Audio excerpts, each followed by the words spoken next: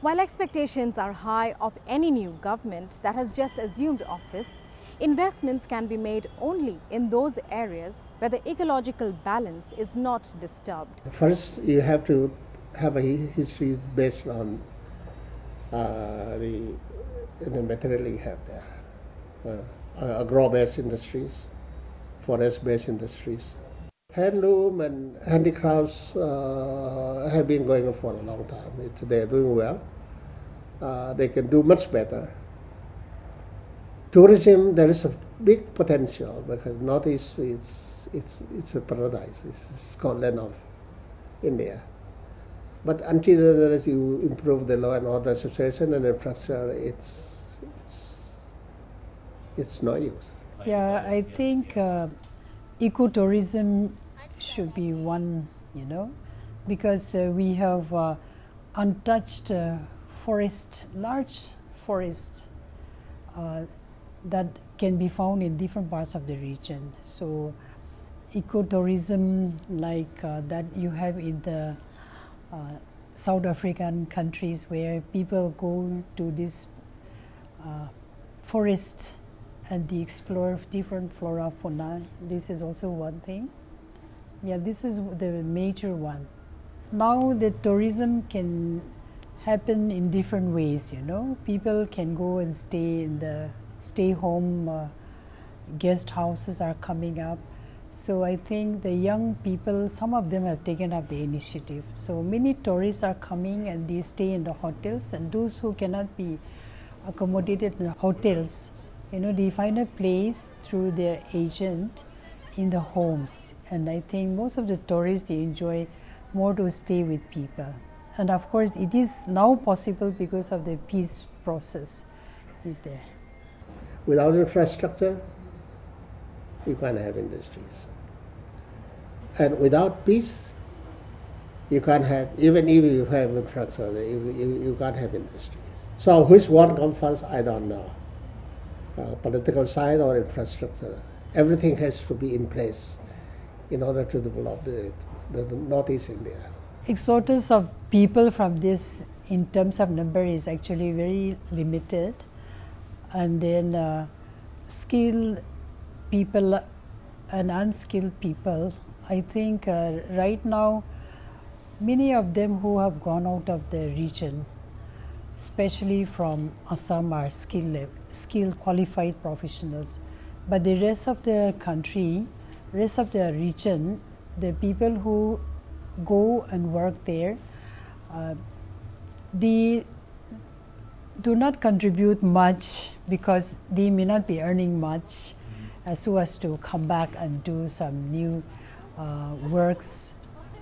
They may be sending very maker support back home, and so I don't think they are doing it. But even if they want to come and do it also, they have issues in the home state, and so far they are yet to come back and do new beginning here, contributing to the society. The main source of income, basically, of the Northeast, many villages, are people working outside in the metropolitan cities like Delhi and Mumbai or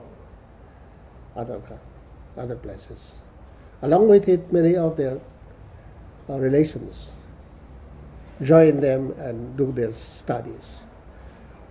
And ultimately, whatever earning they have, they send back. So it's a source of income for it. So that whatever the knowledge you gain, you invest back. This is what I'm trying to do through my children. If they have money, if the economy is flourishing, they will not have the time to hold guns and live in the forest, to fight with mosquitoes. You have to hold many seminars because you don't know where to start now. The whole system has collapsed, administration has collapsed. Those who want to have any investment in the region should have a fair knowledge about the region, and the own people will be the best. But be it for the own people, from the region or from outside the region, they need certain developmental activities, on the part of the government to provide good route and most of all ensure peace and security. Then only they will invest. There are many willing to do it and they have the potential to do it, but they are not able to come boldly because they know the situation is not conducive at the moment. Another advantage that the Northeast has is the presence of 5 international borders. The presence of these borders is a disadvantage as well as an advantage. Disadvantage is if the neighbor harbors subversive elements, but a major advantage because during peacetime it will enable, this factor in fact will enable the region to become a major trading hub. Especially China is one what is that, the greatest economy in this among the Asian countries. And then you see, when this is true, when the roads are opened and the trade starts, I'm sure there will be flow of trades from both sides. And also one thing very important for the Northeast is that we have the potential of human being.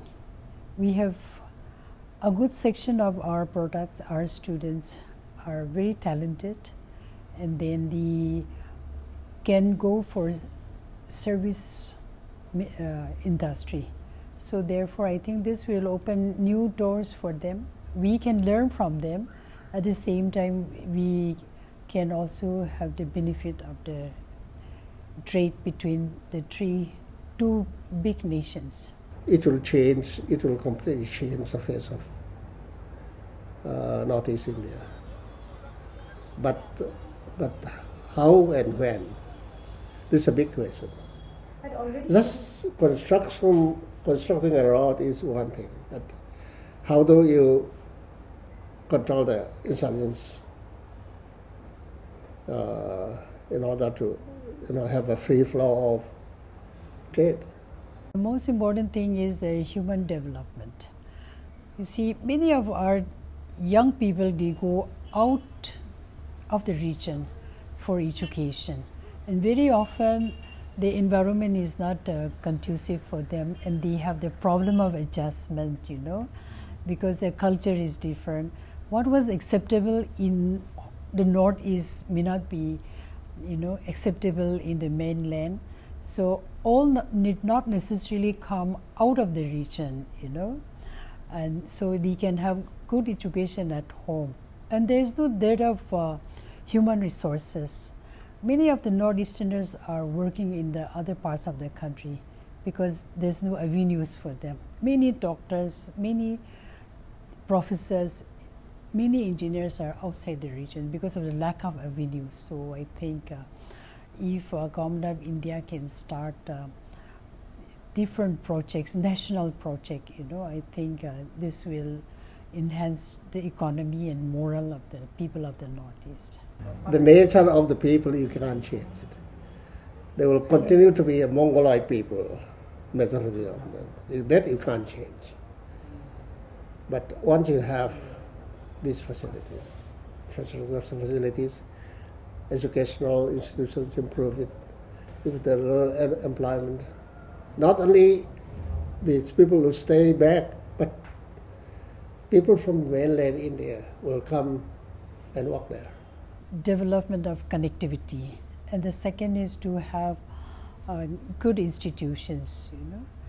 Some national technical institutions, should be established in the Northeast, especially relating to biotechnology and all that. And then the research of this outcome of this research should be commercialized. This way, the rich biodiversity can be tapped. The Northeast people, you have seen them. They are very blessed. People with a smiling face. Something you can just not create it. It's God given. And They learn much faster. They have extraordinary brain. They are very, very different people. Even the concept of tribal is a concept which is so different. The concept of tribals, as we feel, is altogether different from the concept of a tribal. Being a tribal, is different from the people in the mainland. So actually, it's a serious issue, but I hope with the efforts of the different educated sections of society and through media, I hope this will be preached. But one thing is that people of this region, our culture is so different. Otherwise, the Northeast, it has so much potential, and we hope that this new government can bring a new change, a new hope to our region. Both Dr. Kilim Sungla and L. Koivam have held important positions in the Indian government. While Dr. Kilim Sungla interviews candidates for the senior civil service, L. Koivam has served for nearly 3 decades in the Indian Foreign Service. In his blog, he writes about his childhood, coming from a background where his parents were barely literate, yet enjoying the kind of opportunities and education that he was fortunate to have. That's all we have for you in this episode, the 11th in our series of the Northeast Interface. Thanks for watching and see you again.